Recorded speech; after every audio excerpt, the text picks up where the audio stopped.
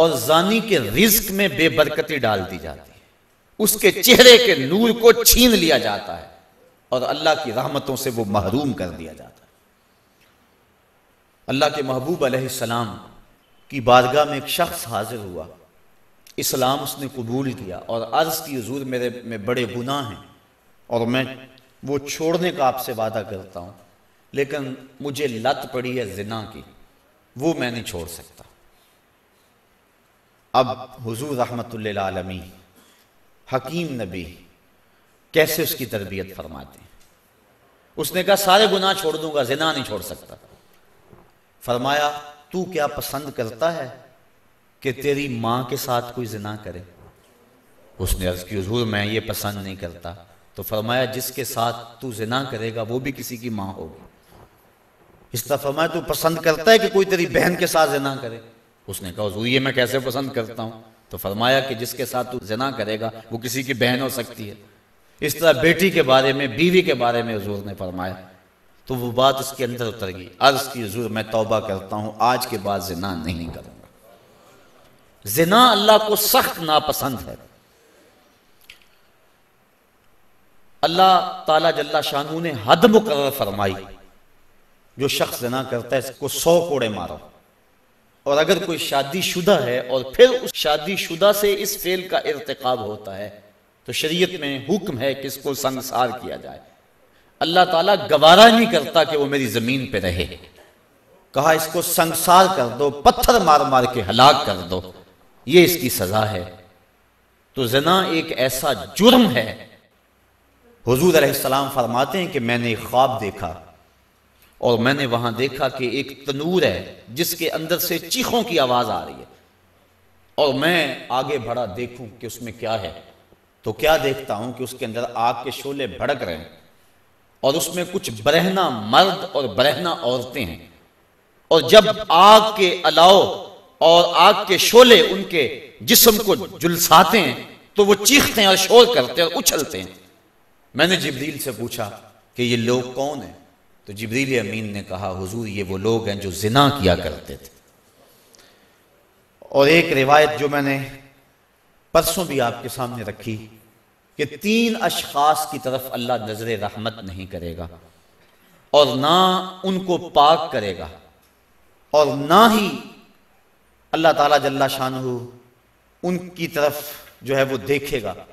وہ 3 اشخاص میں سے پہلا شخص شیخ زان، وہ شخص جو بوڑھا ہو گیا ہے لیکن زنا نہیں چھوڑتا ہے۔ بوڑھا زانی اللہ کو سخت ناپسند ہے۔ تو یہ ایسا کبیرہ گناہ ہے جس سے حضور نے ارشاد فرمایا کہ جس قوم میں زنا پھیل جاتا ہے اس قوم کے اندر ایسی بیماریاں جنم لیتی ہیں جو اس سے قبل تم نے نہیں سنی ہوں گی۔ یہ ایڈز کے نام سے بیماری سابقہ اس کی مثال بھی نہیں ہے۔ تو جس قوم کے اندر یہ برائی پھیلتی ہے اس میں ایسی نئی نئی بیماریاں جنم لیتی ہیں اور اللہ کی رحمتیں اس قوم سے اٹھا لی جاتی ہیں، ان لوگوں کے چہروں سے نور اچک لیا جاتا ہے اور ان کے اندر فقر و فاقہ مسلط کر دیا جاتا ہے جس قوم کے اندر یہ برائی پھیلتی چلی جائے۔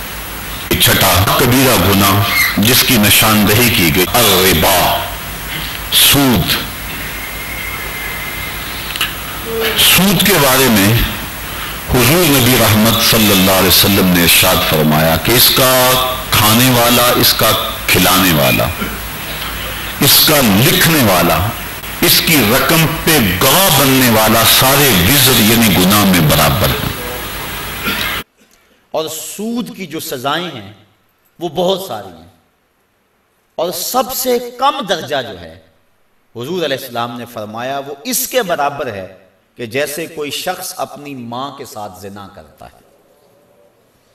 آج ہمارے اس معاشرے کے اندر سود کی لعنت سرایت کر گئی ہوئی ہے، اور اس کا نام بدل کے ہم اس کو اختیار کیے ہوئے ہیں۔ اگر شراب کی بوتل پہ روح افزا کا لیبل لگا لیا جائے تو اس کی ماہیت تو نہیں بدلتی۔ تو سود کا ہم نے مختلف انداز سے اس کے نام رکھ لیے، اور معاشرے کے اندر ہم کہتے ہیں کہ جی ہمارا کام ہی نہیں چلتا، کیا کریں، مجبور ہیں۔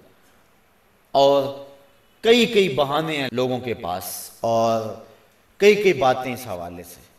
قرب قیامت کے فتنوں کو بیان کرتے ہوئے ارشاد فرمایا کہ قرب قیامت میں اگر کسی کے پاس سود نہیں پہنچے گا تو اس کا دھواں ضرور پہنچے گا، یعنی ایسے حالات بن جائیں گے، لوگ اللہ سے اتنے دور ہو جائیں گے۔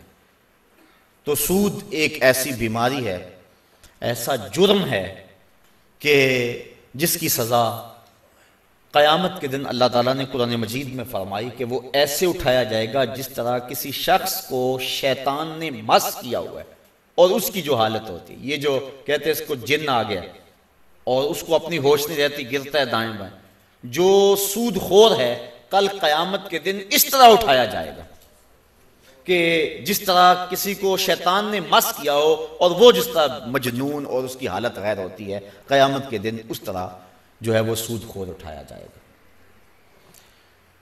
حبیب اجمی بہت بڑا سود خور ہے، گزر رہا ہے سڑک سے، بچے کھیل رہے ہیں، اس وقت کچی سڑکیں ہوتی تھی تو اس کے پاؤں سے گرد اڑی، تو جب گرد اڑی تو ان بچوں نے کہا پیچھے ہٹ جاؤ، یہ سود خور جا رہا ہے، کہیں ایسا نہ ہو کہ اس کے پاؤں سے اڑنے والی گرد تمہارے اوپر پڑ جائے اور تمہیں جہنم کی آگ میں ڈالا جائے۔ ان بچوں کی بات ابھی اجمی نے سنی اور بڑا پریشان ہوا۔ بعض کہتے ایک جملہ بندے کو بدل دیتا ہے۔ میں پچھلے دن سنت اور بدعت کے عنوان سے کچھ باتیں کی، تو میں جب واپس یہاں سے نکلا ہوں تو کتنے لوگوں نے مجھے یہ بات کہی ہے کہ آپ دعا کریں کہ جب دوبارہ ہم آپ کو ملے تو ہمارے چہرے پہ سنت کا نور ہو۔ تو بعض وقت ایسا ہوتا ہے کہ ایک جملہ اندر اتر جاتا ہے۔ ان بچوں نے کہا پیچھے ہٹ جاؤ، کہیں ابھی بجمی کے پاؤں سے اڑنے والی دھول تمہارے اوپر پڑ گئی تو تم جہنمی نہ ہو جاؤ۔ تو ابھی بجمی بڑا رویا، جہاں گیا وہاں واپس پلٹا اور اس نے پکی توبہ کر لی کہ مالک آج کے بعد سودی کاروبار نہیں کروں گا۔ تو جب واپس آیا تو وہی بچے بھی کھیل رہے تھے اور اس کے دل میں شرمندگی تھی ان بچوں سے، گزرنے لگا تیزی سے تو گرد زیادہ اڑی، تو بچوں نے ایک دوسرے سے کہا اور جلدی جلدی آگے ہو جاؤ، اگر حبیب اجمی کے پاؤں سے اڑنے والی دھول تمہارے بدن کے کسی حصے میں پہنچ گئی تو تمہیں اللہ جنت کی بہاریں عطا فرما دے۔ قیامت کے دن کچھ لوگوں کے بڑے بڑے جسم ہوں گے، حدیث میں آتا ہے، اور حضور نے اس منظر کو دیکھا، اور بطن ہوں گے جس طرح شیشہ ہوتا ہے، اور اس کے اندر حضور نے دیکھے سانپ ہیں اور بچھو ہیں، اور وہ شخص اٹھتا ہے تو اس سے اٹھا نہیں جاتا۔ پوچھا جبریل یہ کون لوگ ہیں؟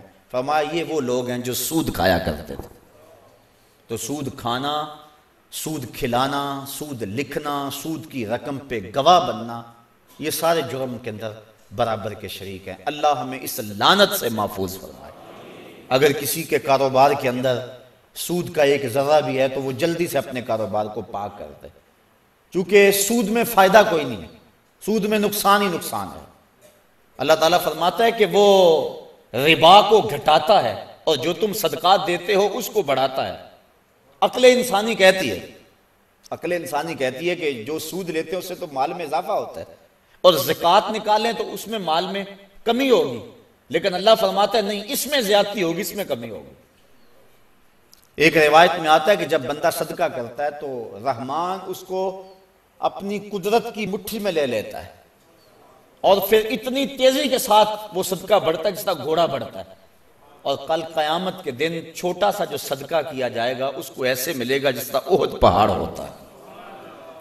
تو صدقے بڑھتے ہیں اور سود جو ہے اس سے رزق سمٹتا ہے اور زندگی کے اندر بے چینی اور اضطراب پیدا ہو جاتا ہے۔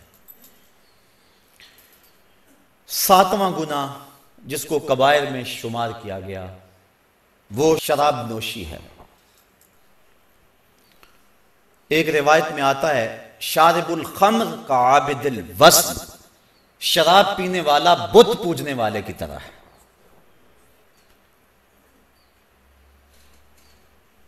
حضور نبی رحمت صلی اللہ علیہ وسلم نے ارشاد فرمایا کہ جو شخص دنیا پر شراب پیتا ہے اللہ قیامت کے دن اسے تینۃ الخبال